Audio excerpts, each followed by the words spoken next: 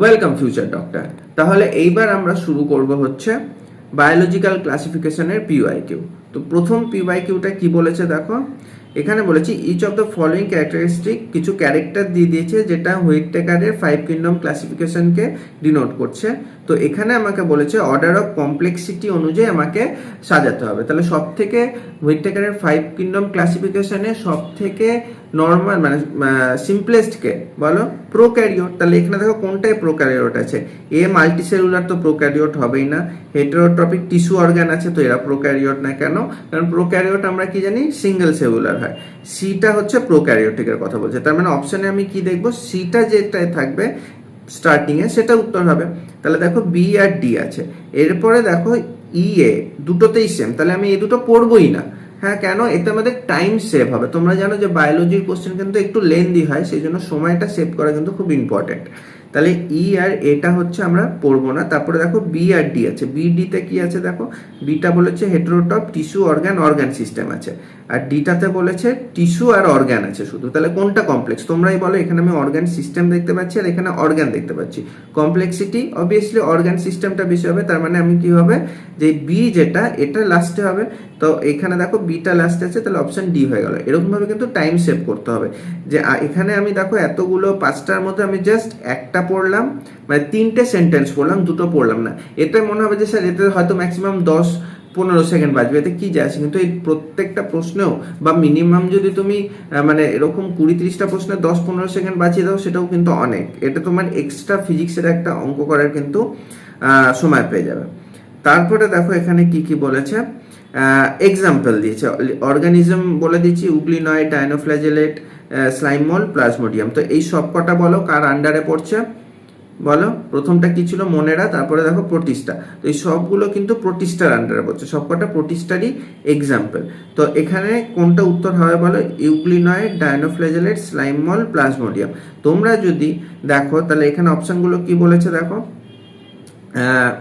দেখো তো প্রথমে হচ্ছে ইউগ্লিনয়েড। তো ইউগ্লিনয়েড আমরা জানি কি হয়, এরা হচ্ছে ফটোসিনথেসিসও করতে পারে দিনের বেলা যখন সূর্য আছে, আবার রাতের বেলা শিকারও করে। তাহলে এটা হয়ে গেল ফটোসিনথেটিক আর হেটেরোট্রপ মোড, দুটোই দেখতে পাই।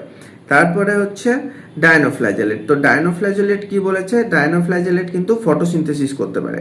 স্লাইম মোল্ড কি বলেছে, স্লাইম মোল্ড কিন্তু স্যাপ্রোফাইটিক, আর প্লাজমোডিয়াম হচ্ছে প্যারাসাইটিক। এগুলো কোথায় আছে, প্রত্যেকটা জিনিস কিন্তু এনসিইআরটিতে লেখা রয়েছে।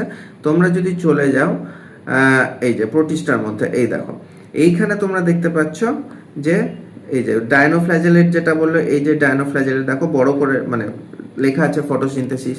তারপর দেখো ইউগ্লিনয়েডের কথা বলেছে, এটা দেখো এই যে সানলাইটের উপস্থিতিতে ফটোসিনথেসিস করে আর হেটেরোটপের মতো বিহেভ করে রাত যখন সানলাইট থাকে না। স্লাইম মোল্ড বলেছে এই যে স্যাপ্রোফাইটিক, হ্যাঁ, আর প্রোটোজোয়া হচ্ছে হেটেরোট্রপিক। এই সবগুলো কিন্তু এনসিইআরটির থেকেই প্রশ্ন। হ্যাঁ, তো এটা হলো দ্বিতীয় প্রশ্নটা। তারপরে দেখো কি বলেছে, তারপরের প্রশ্নটা, which of the following pair is incorrect in arthropod. এটা অ্যানিমাল কিংডমের প্রশ্ন দিয়েছে। তো এই চ্যাপ্টারে আমরা অ্যানিমাল কিংডম না, মেনলি বায়োলজিক্যাল ক্লাসিফিকেশনটাই আমরা করবো। এবার দেখো এইখানে যে এক্সাম্পলগুলো দিয়েছে, রাইজোপাস, উস্টিলাগো, পাক্সিনিয়া আর অ্যাগারিকাস, এটাই কি উত্তর হবে বলো। তো এখানে দেখো প্রত্যেকটা আগে বলো কিসের এক্সাম্পল। এবার প্রত্যেকটা এক্সাম্পল হচ্ছে আমরা দেখতে পাচ্ছি ফাঙ্গি। তাহলে রাইজোপাস যেটা বলেছে, রাইজোপাসের আরেকটা নাম কি, ব্রেড মোল্ড। হ্যাঁ, এবার উস্টিলাগো যেটা, উস্টিলাগোর আরেকটা নাম কি, স্মাস্ট ফাঙ্গি। পাক্সিনিয়া যেটা, পাক্সিনিয়া হচ্ছে রাস্ট। আর অ্যাগারিকাস যেটা মাশরুম। কোথায় রয়েছে এটা, যদি এনসিইআরটির মধ্যে বলো যে স্যার কোথায় রয়েছে মনে পড়ছে না, দেখো এটা কিন্তু প্রত্যেকটা এক্সাম্পল কিন্তু তোমাদেরকে মুখস্থ করতেই হবে, কিচ্ছু করার নেই। যেমন এই যে ফাঙ্গির মধ্যে চলে যাও, ফাঙ্গির মধ্যে দেখো এই যে এইখানে প্রত্যেকটা দিয়েছে, যে মিউকর, তারপর রাইজোপাস, এই যে ব্রেড মোল্ড এক্সাম্পল দিয়ে দিচ্ছে, অ্যালবুগো, এটা আরেকটা নাম কি, প্যারাসাইটিক ফাঙ্গিয়ন মাস্টার। তারপর দেখো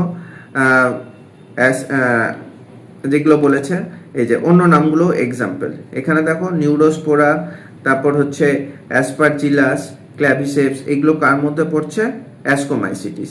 ব্যাসিডিওমাইসিটিসের দেখো প্রত্যেকটার আলাদা আলাদা নাম আছে। অ্যাগারিকাসের আরেকটা নাম মাশরুম, উস্টিলাগোর আরেকটা নাম স্মাস্ট, যেটা এসেছিল কোশ্চেনে।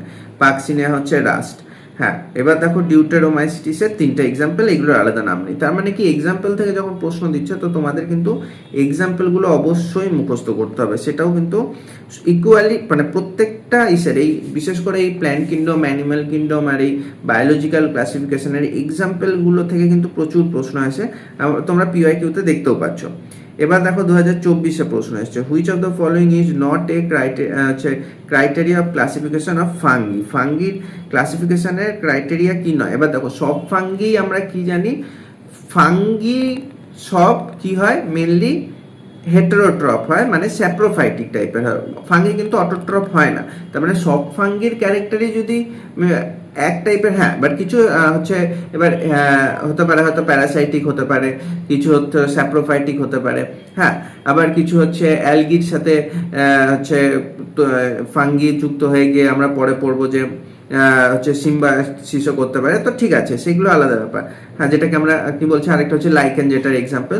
কিন্তু সেগুলোর কিভাবে ফাঙ্গি খাচ্ছে সেটার উপরে ভিত্তি করে কিন্তু আমরা ভাগ করি না। ফাঙ্গির যে ক্লাসিফিকেশনটা রয়েছে, ধরো অ্যাস্কোমাইসিটিস, ব্যাসিডিওমাইসিটিস, ডিউটেরোমাইসিটিস, হ্যাউমাইসিটিস, তো ওইখানে কি বলেছে, ওই ভাগগুলো কিন্তু আমরা মেনলি কিসের জন্য করেছি, রিপ্রোডাকশন দেখে। কিভাবে রিপ্রোডাকশন দেখে, দেখো আমি যখন ক্লাস তোমাদের পড়িয়েছিলাম ফাঙ্গিতে, এখানে এই যে ফাইকোমাইসিটিসের মধ্যে এই যে আমরা কি দেখছিলাম, এটাকে কেন ভাগ করেছি, এই যে ফাঙ্গির যেই 4টা ভাগ রয়েছে, ফাইকোমাইসিটিস, অ্যাস্কোমাইসিটিস, ব্যাসিডিও আর ডিউটেরা, এগুলোকে মেনলি ভাগ করেছিলাম কিন্তু রিপ্রোডাকশনের ওপর ডিপেন্ড করে।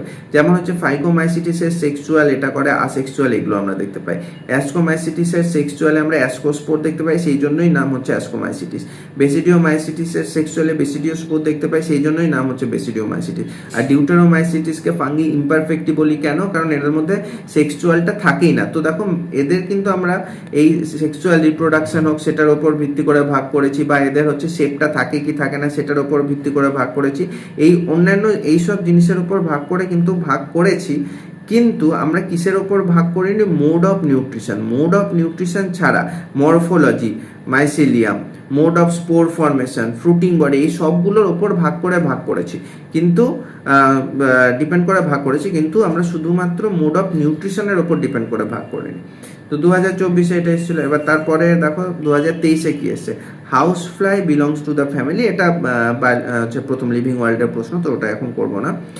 এরপর দেখো কি বলেছে, বাইনোমিয়াল নোমেনক্লেচার আছে, এটাও লিভিং ওয়ার্ল্ডের প্রশ্ন করে দিয়েছে, খুব সোজা প্রশ্ন। তোমরা জানো যে কি হবে, এক্সটা এখানে কি ডিনোট করে, ধরো হোমোসেপিয়েন্স আমরা কি লিখি, বা ধরো ম্যাগনিফেরা হচ্ছে ইন্ডিকা যে লিখি, তারপরে আমরা লিনিয়াস একটা লিখে দিই। হ্যাঁ, তো এইখানে দেখো যেটা বলেছে, এক্স ওয়াই আর দ্য কম্পোনেন্ট অফ হচ্ছে binomial nomenclature, this naming system is propose by Z. এবার দেখো তাহলে এক্সটা কি, এক্সটা হচ্ছে আমাদের জেনেরিক নেম ছিল, আর ওয়াইটা কি ছিল, স্পেসিফিক এপিথেট ছিল। আর আমরা যে ধরো ম্যাগনিফায়ার ইন্ডিকার পর লিনটা লিখি শর্টে, অবভিয়াসলি লিনিয়াসের লিনটা লিখি, সেটা কে দিয়েছিল, ওটা দিয়ে হচ্ছে যেই সায়েন্টিস্টটা দিয়েছে সেটা, তার উপর ভিত্তি করে। তো আর এই বাইনোমিয়াল নোমেনক্লেচারটাই কোন সায়েন্টিস্ট দিয়েছে, সেটা দিয়েছে ক্যারোলাস লিনিয়াস। তো অপশন এ হয়ে যাবে। এটা লিভিং ওয়ার্ল্ডের প্রশ্ন, তাও করে দিলাম।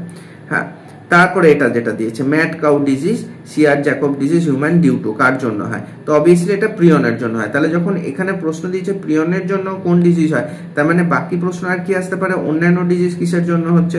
দেখো এখানে প্রত্যেকটা দিয়েছে যে প্রিয়নের জন্য বোভাইন স্পঞ্জিফর্ম এনসেফালোপ্যাথি হচ্ছে, বা সিয়ার জ্যাকব ডিজিজ হচ্ছে, ম্যাড কাউ ডিজিজ হয়ে গেল। এবার দেখো তাহলে ভাইরয়েড কি ডিজিজ করে, সেটাও আসতে পারে, পটেটো স্পিন্ডল টিউবার ডিজিজ করে, এটা আসতে পারে। তারপর হচ্ছে আর এর আগে কি ছিল, ভাইরাসের ব্যাপার ছিল। হ্যাঁ, তারপরে তাহলে দেখো এইখান থেকে কিন্তু এই প্রশ্নগুলো আসতে পারে।